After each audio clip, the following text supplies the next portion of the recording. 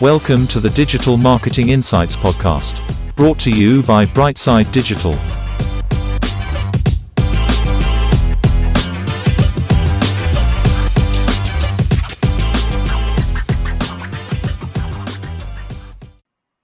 Hi everyone, welcome to the show. I'm very excited to say today we have Sneha, who is a B2B content marketer. How are you doing, Sneha? I'm doing really well. Thank you, Tom. Thanks for having me on. How are you? Yeah, very good, thank you. And thank you so much for doing the show. Pleasure. My first question is, can you tell our audience a little bit about yourself? Sure. Um, Perfect. Sure. So I'm actually coming from a background of journalism and communications. I've been working in the marketing space for about the past 5 years, predominantly B2B tech. Starting off, it was mostly like event management and email marketing. Surprisingly, I would say about 50% of my experience has been, the marketing department has been like a one person show, as I was saying. So it was really important to kind of know everything, and at least the basics of everything. But having had the opportunity to work in a team, I've really developed a core strength in communications and content, particularly. What would you see as your main strength at the moment in your work? I would say in communications and creating content. So just a little bit of background on what I do at the moment. So I'm working for a startup called Prompt, and essentially Prompt is a payment request platform that enables businesses to request, collect, and track remote payments from their customers through email, SMS, and WhatsApp. And the payment happens through card or by bank. And we work across numerous industries. So we work with high value retail, hospitality, corporate hospitalities for, one of the top 10 football clubs of the Premier League. We work with builders, merchants, automotive.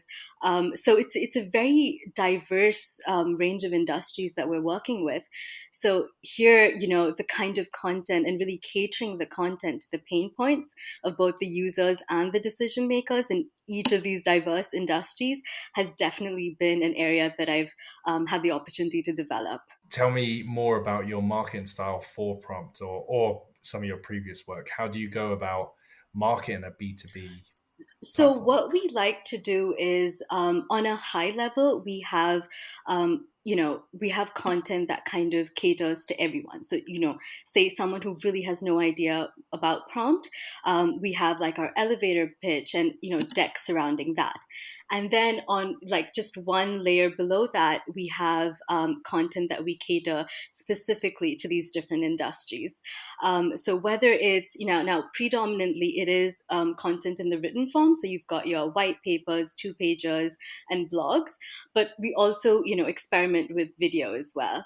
But the process has been, so for example, one of the successful marketing campaigns that we've done has been with sports hospitality. So the way we did that was we looked at the kind of like top customer that we have, which was one of the, football clubs of the Premier League. And we looked at, right, who are the users and decision makers, right? And we identified three departments. We identified InfoSec, finance, and customer experience. And then we looked at, right, now what are these people, what do they actually care about? So for example, InfoSec, they care about, combating fraud, building payment resilience. Finance care about growing revenue, right? And customer experience are thinking about, their match day ticketing, their VIP hospitality, like how do we enhance fan experience and grow revenue? So we actually created content specifically for different job titles catering to these three pain points essentially. How do you combat fraud? How do you build payment resilience? How do you enhance your fan experience? And, ultimately grow revenue. And that was that was really helpful because we were able to, rather than talking about us, we were talking about how we can help you. And that was very clear from the get go. And I feel like this is where, my experience in print media really, helped because, using certain tactics like, the inverted pyramid, right? And just the tactical use of images and diagrams to kind of show how we can help your business rather than, about how we're all great and, things like that. And subtly using branding to build trust. And I guess the key, and one thing I have to say is huge factor for making this campaign successful was our customer reference ultimately. And I think when you have a customer testimonial there, and especially when they're willing to actually get on the call with the customer as well, it builds a sort of layer of authenticity with what we're trying to communicate, whether it's via email, social media, paid or organic.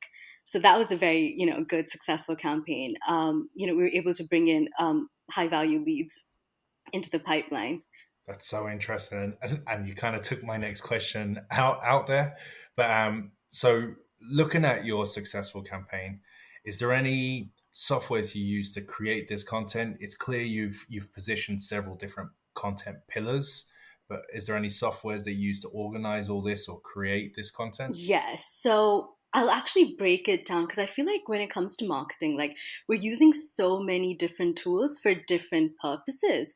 So with respect to content creation, so for white papers, infographics, 2 pages, all of that, I recommend Figma. Now, Figma is a tool that's kind of built for the product team, but I found it very useful for creating content at scale, and especially when there's the underlying branding, which your color, your logo, all of that, and being able to kind of replicate that for the different industries. It's important to have a tool where I can copy paste and then create unique graphics on top of that. So Figma kind of falls somewhere in between. If say Canva is for beginners and say Photoshop is for experts, say, Figma kind of falls in between. So it's, just to give a little bit of context on that. Besides Figma now for videos, I highly recommend Lumen 5. Um, Really, really very user friendly tool. Great for your 60-second sort of teasers and promo sort of videos, and even Beyond. Now, Beyond needs a little bit of practice, but great for animations and things like that. So that's for content creation. That's Figma, Lumen 5, and Beyond for content creation. For email marketing, now at Prompt, we experimented with several tools. We've used MailChimp, Cognizant, Pipedrive, ActiveCampaign. But I think for email marketing, you probably know what I'm going to say. I don't think anything beats HubSpot, especially for lead nurturing workflows. So it's worth the money, and they also do a discount for startups. So that's good to know. And then for operations now, just your day to day, highly recommend Notion. I think it's so good for sharing knowledge and work in progress, and just especially in a small team, working remote, it's very useful. And along with Notion, you've got your Miro, Slack, but Notion really stands out. Brilliant. And so, Sneha, you mentioned several softwares there, some really good insight. The two I'd like you to go into a little bit more detail is your work around Figma and how you could recommend that to our audience, and Lumen 5. So, can we start with Figma for a moment and just explain to everyone how that actually works? So Figma basically, from a marketing point of view, it's a great tool for creating infographics and building from that. And from infographics, you could do white papers, blogs, stuff that you can use on slide decks and things like that. Now, the interesting thing with Figma is it's built for teams. So your entire organization can be on there, and you can work together almost like Miro in building a final product. So we work very closely with the product team, on Figma. So, all the mock-ups that we have, like, for example, for Prompt, a lot of the mock-ups would have iPhones and us and visuals of, of customers actually receiving the link to pay and things like that, and being able to show the merchant branding on there. Right. And so the product team would have really good skills in creating attractive, mock-ups like that. And with Figma, you're actually able to use that, which is created on Figma, and incorporate that into, marketing related content. So for small teams, I guess the point that I'm trying to make is for small teams, especially, it's a great tool where you can kind of work together, collaborate effectively, and at the same time, it kind of helps you grow your skills, because it's sort of like the more you're practicing it, the better you get, and at the same time, you have your kind of I guess like different facets of what you want to create already built in, and you can kind of grow from there.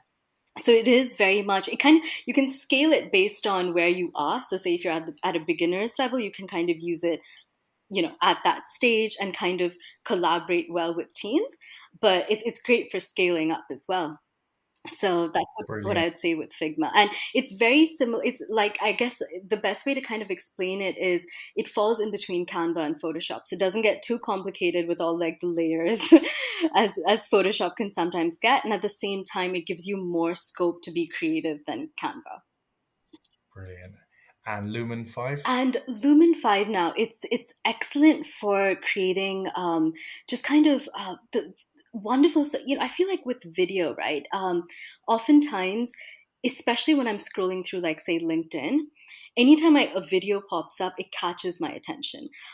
In that way, I feel like video is one of them things that hasn't been overused just yet. And if you want to start with video, then I'd recommend Lumen 5. It You don't need any experience in creating videos to create a video on Lumen 5. That's the simplest way I can put it. So you start off, and you can actually sort of like inbuild your branding and your theme. So it kind of syncs with Canva as well. So if you already have it set up on Canva, you can easily kind of get that onto Lumen 5. If not, you just upload your color specifics and like your logo and things like that. That's the theme done. Then you've got, depending on the kind of, so if it's a very corporate B2B kind of space that you're working in, you've got certain like templates, video templates that you could use. If it's more fun, bright, kind of like HubSpot kind of branding, then you've got templates like that. So you've got like a range of templates that keep getting updated almost on, I suppose, on a monthly or quarterly basis. And you choose from that. You've got your branding there already done, logo and everything inbuilt, and you literally, all you have to do is create your video script. You've got, within Lumen 5 itself, you've got video clips that you can search for based on key terms. So say I want a video of someone looking at their phone and looking at their credit card and like making a payment, and I want them looking really happy doing that. And you just find like clips, and then you just input the text that you want. You can animate the whole thing. You have a plethora of like background music. Again, you just keywords, so corporate, happy, corporate, inspiring, things like that. And you just like experiment. And it's a really, honestly, kind of like, it really satisfies my inner child when I'm working on Lumen 5, I have to say. It's great fun. And you can create fantastic videos that look like an absolute professional has done it in like under 2 hours. So highly recommend. If you have no idea how to get started with video, start with Lumen 5. Love it. Love it. And is there any areas you're looking to upskill into, and why? So I've recently, like a friend recently got me onto Skillshare as a platform. Absolutely love it. I've been doing a couple of courses on there, mostly with personal PR and branding. But there's also like, I mean, there's also like I have my eyes on like this like pottery course as well. But besides that, I think I really want to kind of eventually get into corporate communications and PR, and just, I guess, be able to do content marketing verbally, which is what I think PR essentially is. So I've been trying to like upskill there. Yeah. Love it. And in terms of new information, is there anywhere where you swear to go by and you read up on new things? Nothing beats a good Google search looking at news and media. And I actually swear by it because, especially for prompt, because we're working across, such diverse industries, things change very quickly, and you have to stay on top top of everything. So we actually have a Slack channel called hashtag Market Info, and we pop in any kind of interesting information that we find on there, so we can stay up to date. Just to kind of even to express how important this is. Like for example, a couple of weeks ago, we created a piece, a content piece for luxury retail, and one of the hooks was around UK VAT-free shopping schemes, and how that this is really going to attract like international shoppers, and you want to have prompts so that you'll add to the whole white glove experience and blah blah blah blah. But fast forward 2 weeks later, that changed. So I think it is very important to stay up to date with news. So yeah. Yeah, I almost incorporate it as like as 20% of what I do in a week. of course. And in terms of the digital industry as a whole, is there anything that you see coming up that you're thinking, oh wow, definitely keep an eye on this? Um, Not so much in the digital space, but I definitely see in-person events coming back. And I think it's important not just to attend, but also to participate. Participate in the ones that are important and relevant to your industry, of course, but participate through speaking slots and breakout sessions. We actually started doing that, with the likes of Open Banking Expo and things like that, where it gives you an opportunity to sort of like highlight yourself as like thought leaders in the industry. And I also see this kind of trend in like, a greater interest in even like awards, important awards. Like, for example, the Financial Services Awards, right? Like, so we were nominated as a finalist for the Payment Innovation Award in that. It's a great way to kind of add to that layer of authenticity and kind of build trust. So I know that isn't a digital trend, but I'm seeing a trend I remember during the pandemic when like there was a webinar happening like every hour, like practically. And I see that like that such a welcome shift like in person events, which I'm delighted. What a great answer. And lastly, we always ask the same question to end the show, which is if you could bottle up one personality trait that you have yourself that you could pass on to others, what would it be? Oh, that's a good one. I would say I think I would say resilience. And like within, I guess, the marketing space particularly, it works hand in hand with being able to adapt quickly. I've worked in teams where, people are very easily swayed by trends. And I've worked in teams where people are, they're just like, okay, so this is a best practice and we must stick to it, like no matter what, even if all the KPIs are indicating that it's not working, we will stick to it because it's the best practice, I found that where I've been successful is being able and willing to troubleshoot and try different things is so important, especially in marketing, because it's constantly evolving, constantly changing. And no one like wants to be like it's the worst feeling where it's okay if some progress is better than no progress, but we can't expect things to be different unless we're willing to do things differently. Yeah. And Sneha, if people wanted to get in touch with you, how could they? Yes, like you can find me on LinkedIn, Sneha Padavala. I think I'll also share, definitely have a look at Prompt. We can really help transform the way your business collects payments. So, have a look at Prompt on our website. That's it. Thanks everyone for listening and thank you for being on the show. Thank you so much for having me. It's been a pleasure.